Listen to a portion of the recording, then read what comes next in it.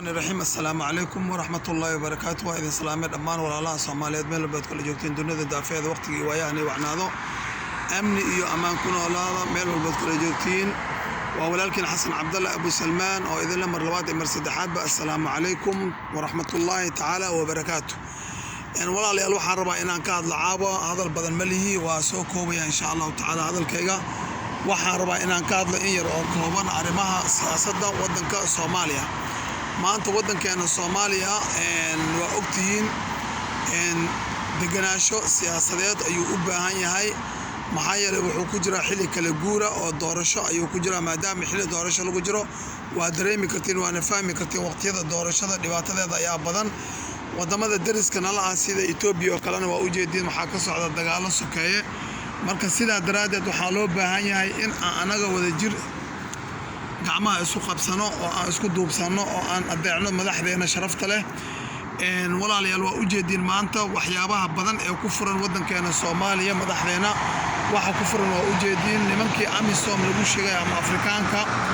ee lacagta macna darada la ku cunayo waddanka Soomaaliya barnaamij loo soo diyaariyay mashruucaas oo dhamaadaha oo la rabo in lacag Soomaaliyeed lagu cuno mar walba lagu furto hantida Soomaaliyeed isla markaana beerihii shabeellaha hoose iyo shabeellaha dhexe sida aad maqasheen lagu beeray waxyaabo muqaadaraad ah oo shacbiyada Soomaaliyeed ama dhalinyarada Soomaaliyeed fasaad iyo fisqi u ah ayay ku beeri jireen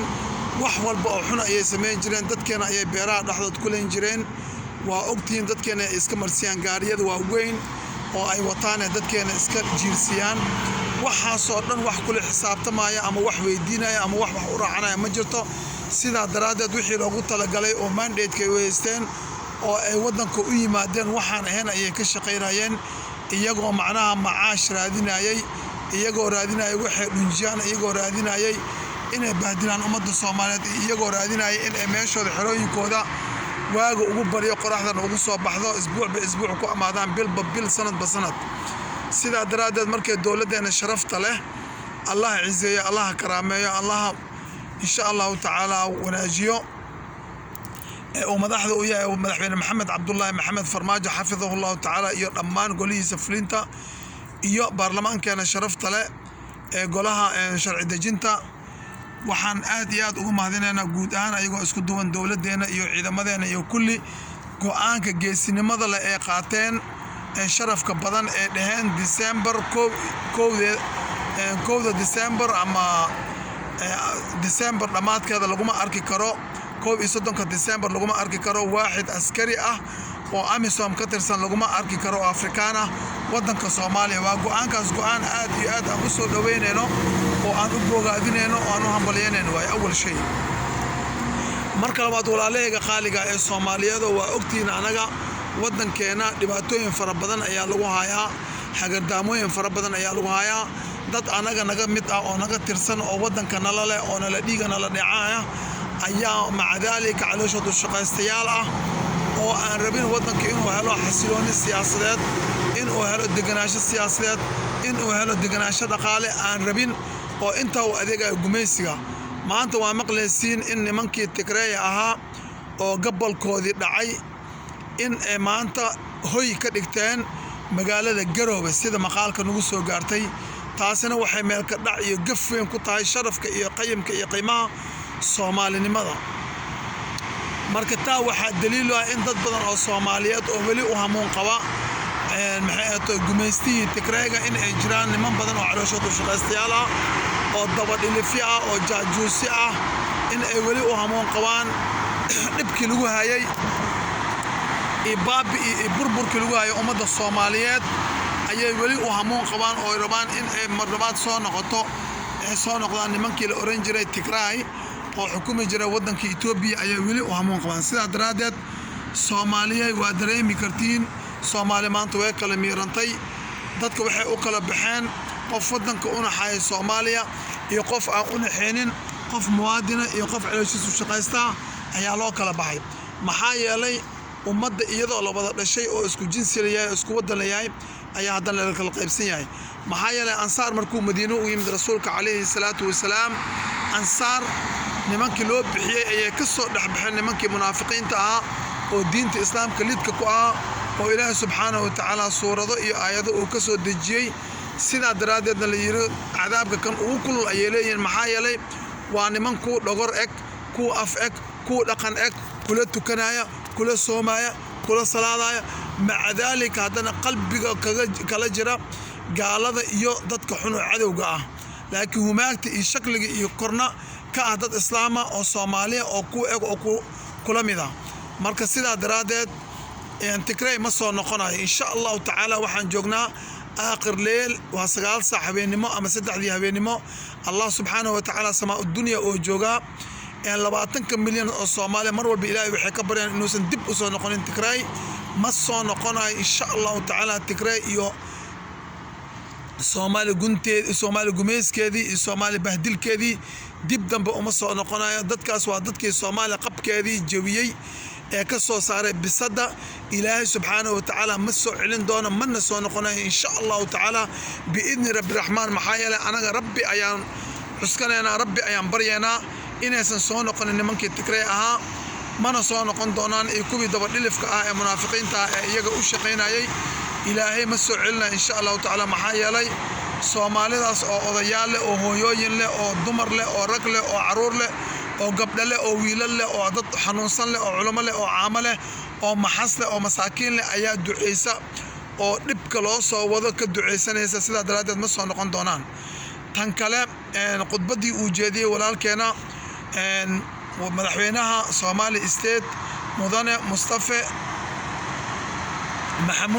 Mustafa Muhammad Umar Mustafa Cagjar loo yaqaano xafidahu Allahu tacaala waa khudbad qiimo badan oo raali gelisay oo qalbigana qaboojisay ayay noqotay oo noogu qalbi qaboojiyay in aysan soo noqonaynin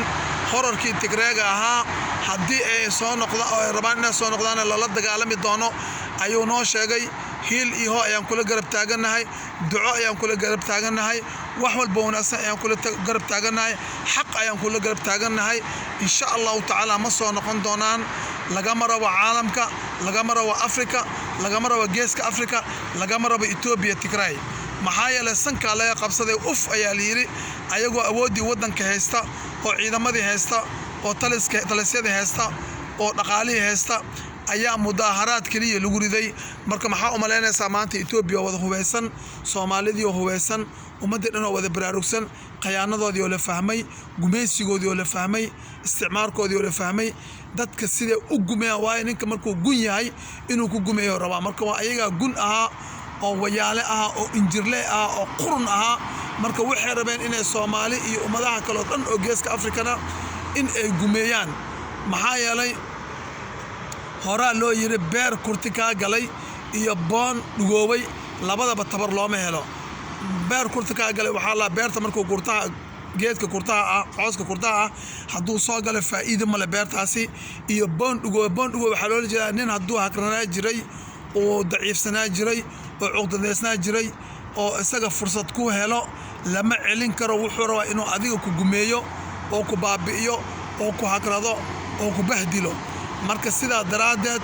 ilaahay subxaanahu wa tacaala ma soo celin doono mana soo noqonayin Soomaalina wada jir ayay gacmaha isu qabsatay iyo Ethiopia guud ahaan iyagana wada jir ay gacmaha isku qabsadeen dhammaan geeska Afrika lagama rabo ayaa la yiri Afrika lagama rabo ayaa la yiri adduunkana lagama rabo mana soo noqonayin ummadda ilaaha nacay mana soo noqon doona insha allahu tacaala kuwa ayaga u sacabatumay ee u sacyinayana ilaahay idinkiisa waxaan leenahay qul muutu biqaydikum aradiina ku dhintaan leenahay mana soo noqonayo Tigray ee qalbigiina ka bixiya marka walaalahayga qaaliga oo mar walba waxaan rabnaa in aan wanaaga Soomaaliya ka shaqeyno maxaa yeelay Soomaaliya nahay waxaana qoys kaliya waxaana isku aabo waxaana faraanti waxaanu nahay ul idiirkeeda sidaa daraadeed waxaan u baahanahay isku qalbi xaarnaan iyo isku tanaasul iyo isjeclaan iyo israbitaan ma rabno kala irdhow iyo isnaceeb iyo kala orod isjaajuusid iyo isbahdilid ma rabno waan diidnay gunnimo waan diidnay tan kale haddii aan dhinaca kale ka hadlo walaalaha ahlu sunna wa jamaaca ee uu madaxda u yahay macallin maxamuud iyo sheekh shaakir cali xasan waxaa idin dhihi lahaa culimmadeen yaa tihiin culamadii Soomaaliyeed aad tihiin dadkii xambaarsanaa sunnaha nabiga atiin calayhi salaatu wasalaam العلماء ورثة الأنبياء ayaa la yiri marka maadaama arinku sidaas yahay wanaag ka shaqeeya dad isku keenis ka shaqeeya dad walaaleen ka shaqeeya in aan kala irdhowno oo xabad isku qaadano inaan ka waantoodin ayaan jeclaan lahaa maxaa yeelay wiil Soomaaliyeed inuu wiil Soomaaliyeed dilo waa jabkeena iyo baabi'eena iyo hoogeena wiil Soomaaliyeed inuu wiil Soomaaliyeed daawaco waa ceebteena iyo calool xumadeena iyo ceernimadeena wiil Soomaaliyeed inuu wiil Soomaaliyeed yani dhufeys u galo waa dhibkeena sidaa daraadeed waxaan rabnaa Soomaaliya inay gacmaha isqabsato walaalo noqoto isku duubmaan wiil noo dhasho barwaaqo iyo bashbash aan gaarno marka culimadii islaamka ay ahlu sunna wa jamaaca dadkii hogaaminayay waxaa idin dhihi lahaa baaqayga wuxuu ku saabsan yahay in aad nabadda qaadataan wanaaga qaadataan horumarka qaadataan wacyigelinta qaadataan دراسات عشرة أد بحين جرتين أد بحسان أو علماء أتهين شعب كان وشعب كيني ومحيط عامديني إن أد أطرتان ورب سبحانه وتعالى أد كجب قدان ونظام كجرة ما أنت جل مذوب ومدحبين مع أحمد عبد الكاري وقرقور مدحض وياي إن أد لاتفاق ذان وأد أضيعان محايلة الله سبحانه وتعالى يا وحكيري أطيعوا الله وأطيعوا الرسول وأولو الأمر منكم أولو الأمر كمان توحى أحمد عبد الكاري قرقور مركينا أدعينا واجب نيوه سيدا درادت أنا الدين ما دام عن شاقنا أنا وإذا كان هرمودك الدين تأتيين إنا عندنا مدحذي للدورتي أي واجب مقدس وإله سبحانه وتعالى أنا أمري مركز الصومالي جود أهان وحايدين ليه لها قعما إسقبسانو بترول كان أنقذانو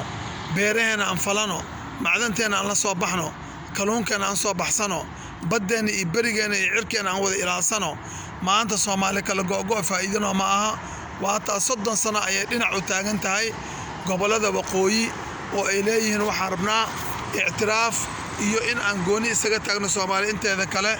إلا إيو إمك أقون سميس هلين ما أنت الدنيا ذو ولا مدوية لما كلا جو آيو سيدا درادة وحنيه لها مدنما وحلوية هاي isku duubniya wax lagu yahay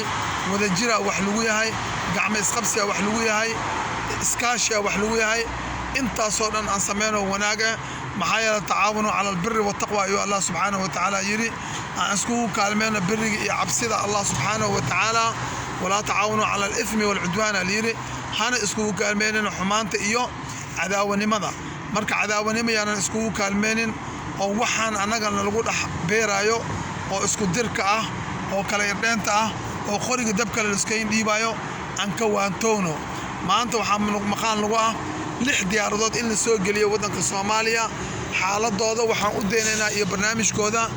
in hay'adaha ku shaqada leh laakiin waa mid aad looga xumaado haddii hadallada sida loo sheegay yihiin laakiin haddii aysan ahayn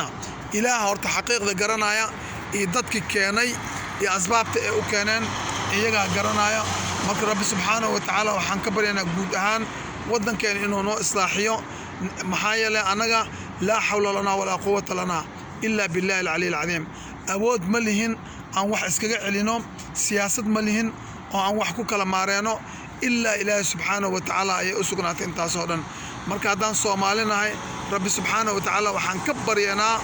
ka baryaynaa inuu isaga nahago oo na hogaamiyo oo tubta toosan nagu toosiyo wadankeena noo dhiso xuduudaheena noo ilaaliyo khayraadkeena noo soo saaro dawladeena cagaheeda dhulka dhigo shacabkana mudiiciin ka dhigo amni iyo amaanna na siiyo walaalaha khilaafka ka wada dhaxeeyo ee Soomaaliyeedna